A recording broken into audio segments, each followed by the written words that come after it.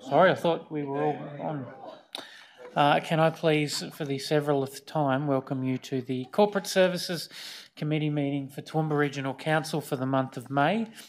Now, I will just take a moment. We are live streamed. We are on. The YouTube channels are working, and those online, good morning. But this screen that mirrors to this screen still is not working after a full reset. So the motions will be on board books for all of you to see, and I will make a note of reading them all out for those who may not be able to see the large screen. With that said, welcome everyone to today's meeting. Interim CEO Anne-Marie, General Manager, and David Quinlan, as well as all of our council businesses team who are working so hard behind the scenes, those in the gallery.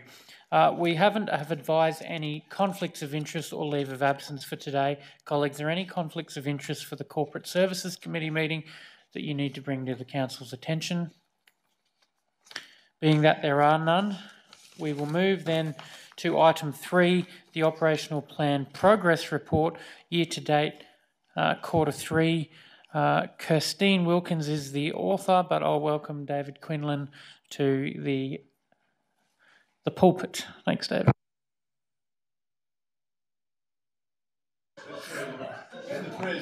Look, I was going for an adjective and I thought that one was rather fitting, so... Thank you, Mr Chair. Good morning, councillors. This agenda item is in relation to the third quarter Operational Plan Progress Report. As councillors would be aware, it's a statutory requirement the council has a 5-year corporate plan and an annual operational plan for each financial year. And reports must be provided against the operational plan at least quarterly. The operational plan represents stretch targets composed of services, specific actions and projects, as well as KPIs. The recommendation is a little long and I won't read it out word for word, but for clarity, it involves noting the organisational performance in Attachment 1 and importantly, the adoption of the recommended change in Attachment 2, which relates to a single KPI measures in terms of volunteer hours.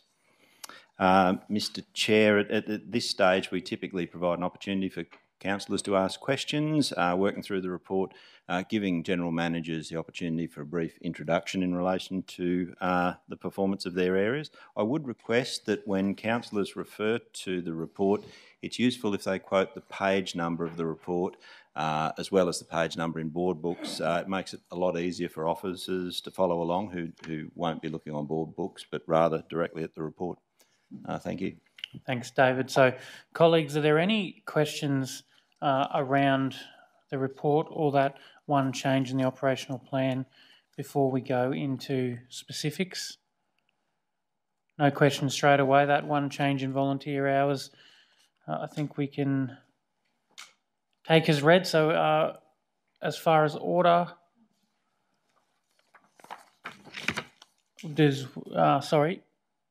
I'll hand back to you to... Mr Chair, typically the way we've worked through it in the past is that there's a question, the first question, and that general manager will generally give a brief intro prior to that question, and then we move through. The operational plan report is deliberately not built around organisational structure, but rather the goals of the corporate plan. So that's a little different to in the past where we worked through group by group, but still with the first question we then ask the first general manager to speak. Thanks for that. So colleagues, we will move by part of the operational plan. Starting with the overview and general questions, are there any questions from the floor concerning that, progress and where we're up to? And I'll move to the people section of the report, community and wellbeing.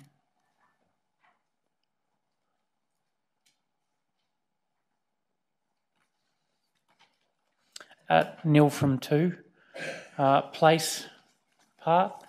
Councillor Rebecca, thank you for breaking that drought. Thank you. You can rely on me, Chair.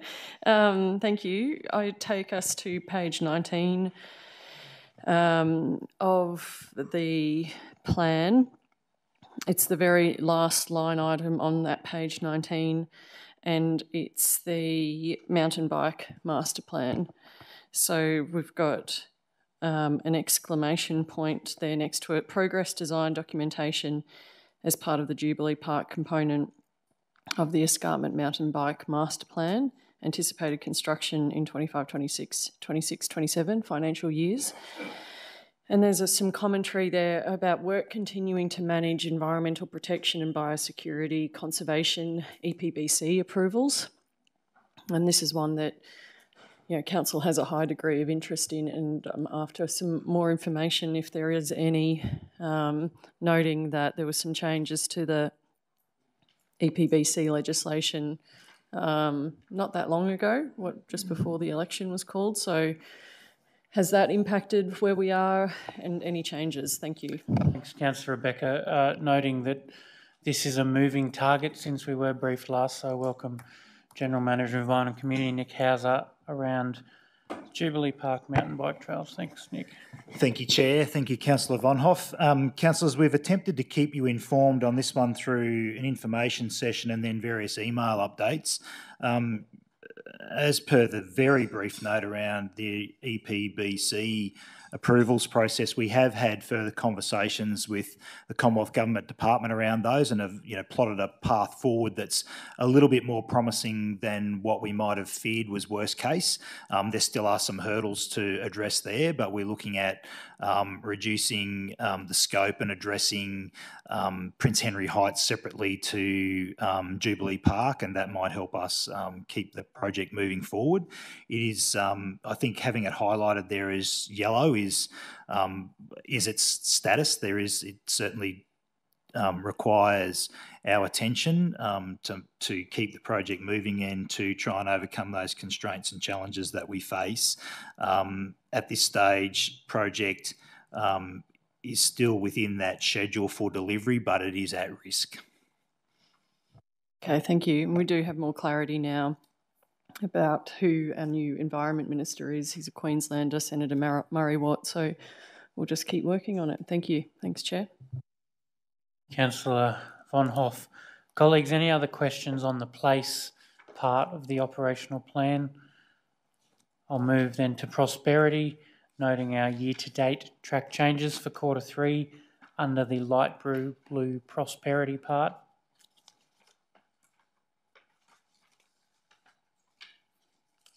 And colleagues around the performance part. Are there any questions concerning that? Councillor Rebecca, thank you. Yeah, thank you, Chair. On performance, if I take us to page 31 of the report, please. And a question through you to the CEOs, just for some commentary, additional commentary, please, because we've got the results there of both the engagement and the Net Promoter Scores of the staff, the biennial staff survey.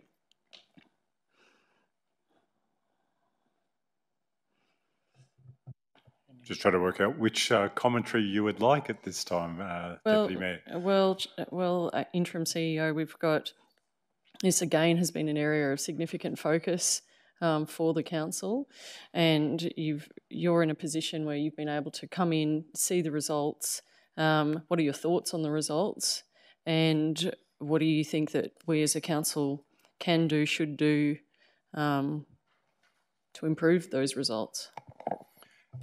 So firstly, the combined leadership team has been given the results of the staff survey now and have been working through what the action plan for that should be. Probably the first thing about ensuring that you improve your score over time is actually set actions arising and then implement them and ensure that staff actually get the feedback that they've been heard and actions have been implemented as a result. I do note that as an interim CEO, you are still in a period whereby, from a staff perspective, not from community and hopefully not from council's perspective, but there is some uncertainty in terms of leadership of the organisation, and that is always unsettling for staff. That has been a period now in terms of about to come to a close, and we will see a CEO appointed by council resolution in due course. But I would expect by the time we get to the next council staff engagement survey that CEO will have been in place and being able to actually set an agenda going forward for staff. In terms of the actual engagement work in its own right, there are two things to look at. It's not just the score, but actually our staff completing the survey in the first place. Getting to outdoor workforce is always a challenge in terms of getting them to complete the survey because they're not all online as indoor staff are. So getting a high engagement score of filling in the survey should be a prime sort of action for the next survey.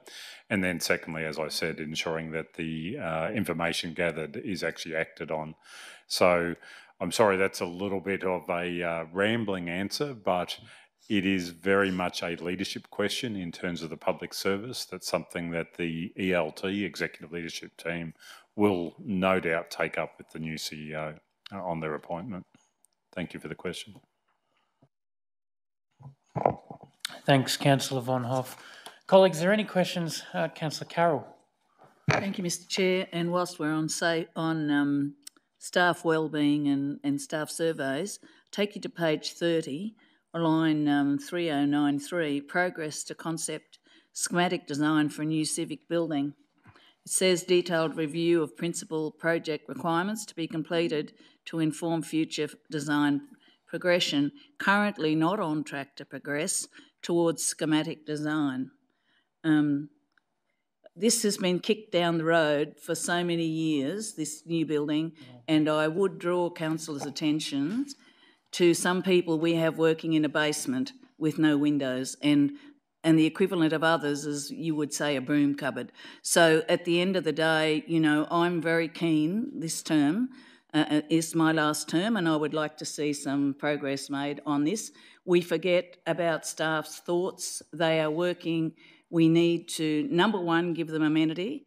Number two, we need to give them confidence by providing them good accommodation. And three, the cross-fertilisation of ideas, it comes from a good building and good energy. And the other thing is we're spending millions on inadequate buildings that has got no future, and that's money that's going into a deep hole, in my opinion. So I'd just like to be updated on that. Thank you. Thank you, Councillor Carroll, for the question. Very valid. I'll hand to the interim CEO. Thank you. Thanks, Councillor, for your question and comment or request for an update.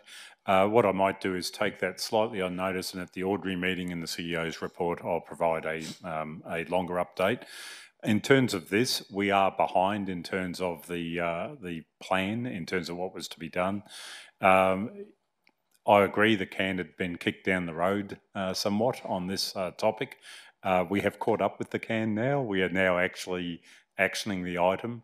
As I said, I'll give an update perhaps in the confidential CEO report to ordinary meeting next week, only because there are some commercial aspects around how to do this. I will, though, publicly for this meeting actually state I agree that whilst it is not necessarily a popular decision to have to make in terms of providing new office accommodation, the current facilities, in my judgment, are end of life. They are costly to maintain, and they are providing some amenity issues in terms of non-functioning facilities, leaking buildings and the like. So it is an action that is back in hand. It is being progressed. I'll give some commercial aspect update at the next opportunity. Many thanks. Thank you, Interim CEO and Councillor Carroll, for the question. Colleagues, on the performance part of the report, or certainly anything concerning item 3 in its entirety, are there any more questions? With that, this report is for noting, and I'll read out the motion that Council note the organisational performance as outlined in the 24-25 Operational Plan Progress Report year to date for Quarter 3, Attachment 1, and adopt the recommended change to the 24-25 Operational Plan as outlined in the request for change in Attachment 2. Do I have a mover for the motion? Councillor Carol Taylor, seconder.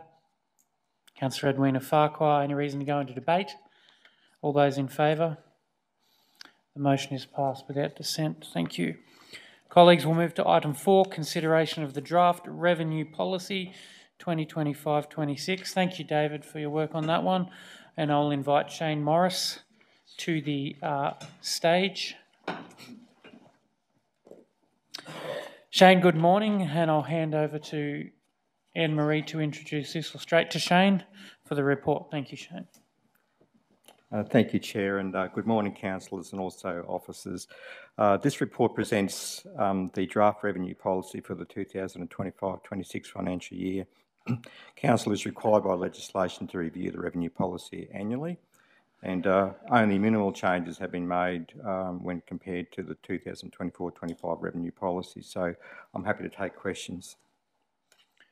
Thank you, Shane. Colleagues, are there any questions on item 4, consideration of the draft revenue policy, noting the track changes there? Mayor McDonald. Thanks very much, Chair. Through you to Shane. Shane, you're regarded as probably the most wisest council in local governments across Queensland in regard to this and all things rateables. From your experience, how many changes have we made for this over a period of, say, 10 years? Councillor, thank you.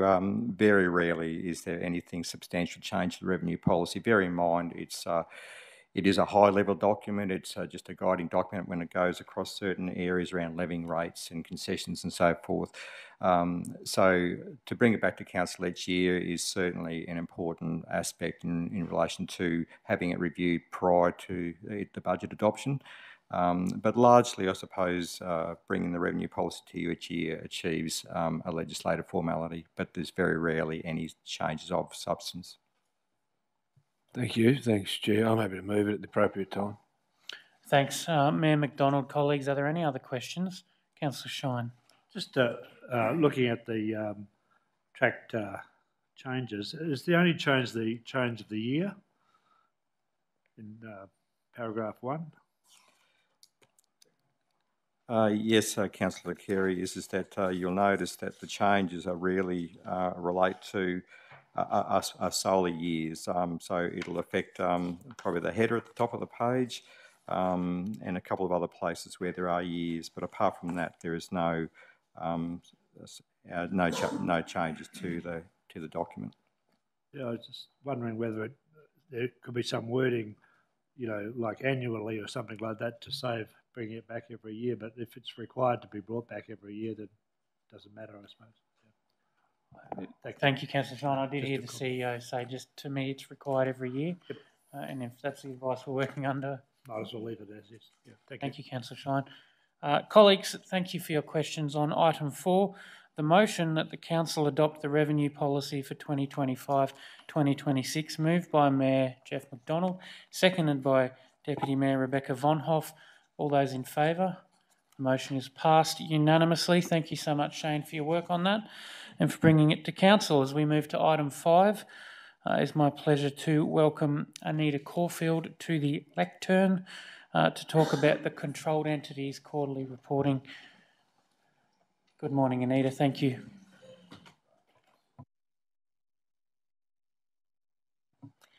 Good morning, councillors. The following report provides an update on Council's controlled entities and financial status for the quarter ended 31 March 2025. Council's controlled entities include Toowoomba and Surat Basin Enterprise Pty Ltd, Empire Theatres Pty Ltd, and Empire Theatres Foundation as trustee for the Empire's Theatre Foundation. An overview of each of the entities' financial reports is as follows. Toowoomba and Surat Basin Enterprise. A quarterly update for Toowoomba and Surat Basin Enterprise will be presented at the Corporate Services meeting on the 10th of June 2025. Empire Theatre, the net result for the quarter is a deficit of $345,000 compared to a budgeted year-to-date deficit of $291,000. The full year forecast is for a deficit of $523,000. Employee expenses are above budget by $47,000 due to a higher utilisation of staff than planned to support events. This is being actively managed by the entity. Materials, services and other expenditure is above budget $711,000 due to unplanned professional service fees, costs relating to the implementation of new accounting software and changes to the accounting treatment for merchant fees. At Empire Theatre Foundation, the net result for the quarter is a surplus of $6,000 compared to a budgeted year-to-date surplus of $1,000. The whole year budget projection for 24-25 is for a surplus of $1,000. Income is below budget due to non-renewal of sponsorship agreements and additional new business not being secured. I'll take the report as read. Are there any questions? Thank you very much, Anita. Colleagues, are there any questions for item 5 and the two attachments, the Empire Theatres and the Empire Theatres Foundation? Councillor Shine. Yeah, no, thanks, Chair, and thanks for the report.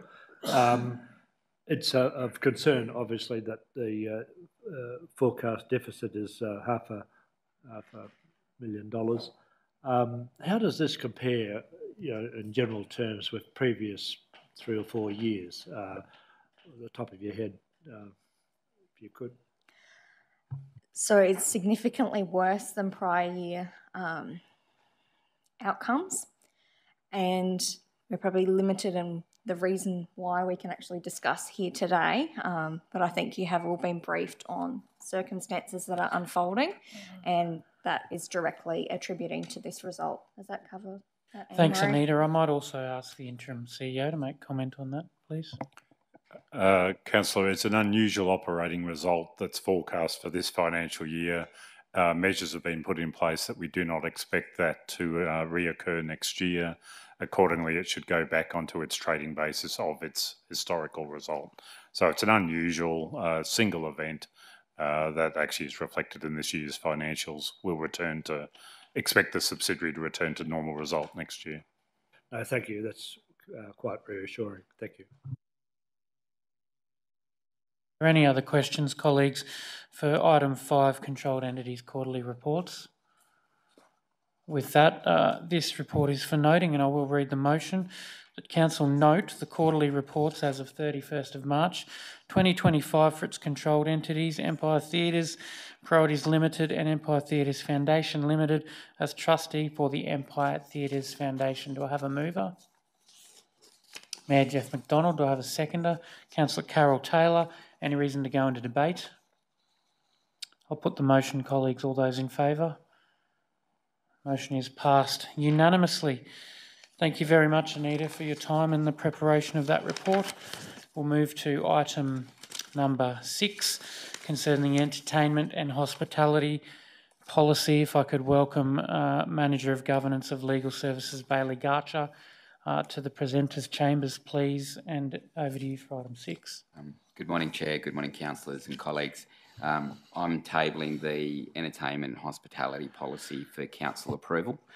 It has been circulated to councillors for an extensive time for consultation and feedback. So I'll table the document and take questions on notice. Thank you, Bailey. Colleagues, the report is read. Are there any questions on the 2.56 entertainment and hospitality policy? Councillor Kerry. Thank you. Just looking at the attachment tracked version, attachment 2,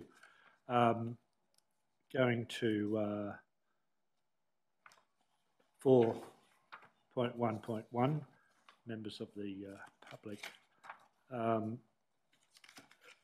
It seems to exclude, well, it says it's deleting floral presentations, gifts or condolence wreaths, etc., for a list of items there which were fairly normal occurrences at Anzac Day, etc.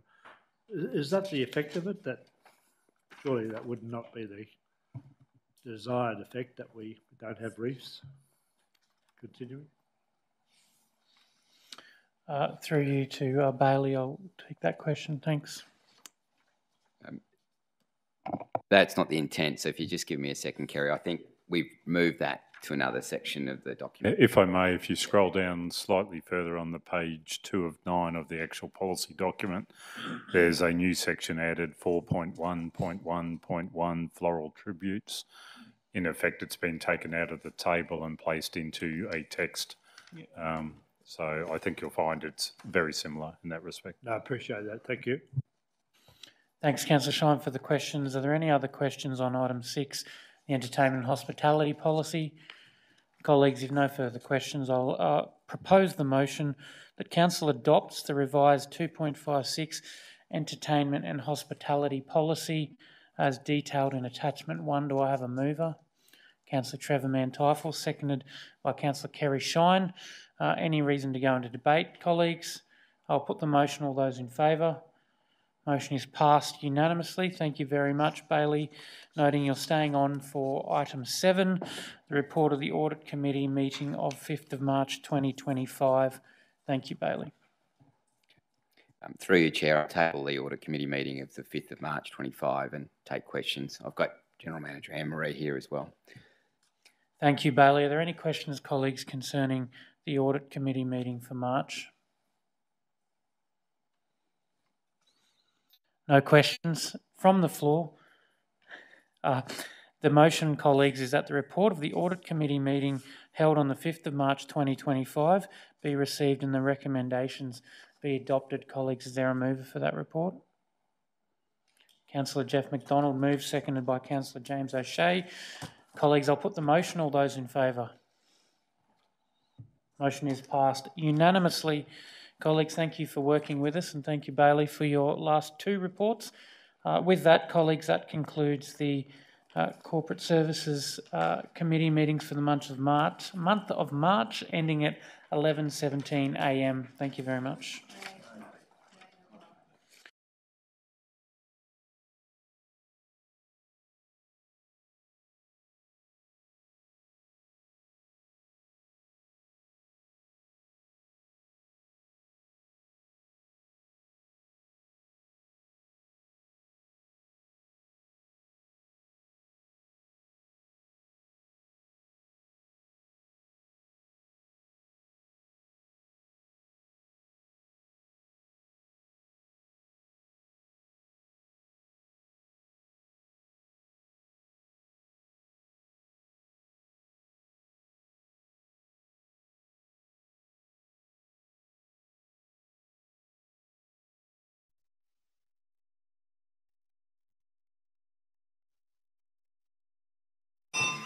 Hello and welcome to the Economic Development Committee meeting of Toowoomba Regional Council. This meeting is open to the public and will also be live streamed. I'd like to thank those of you who are in the room with us today and acknowledge everyone who's watching via Council's social media channels. As we have no items on the agenda, I can now announce that this meeting is concluded. Thank you.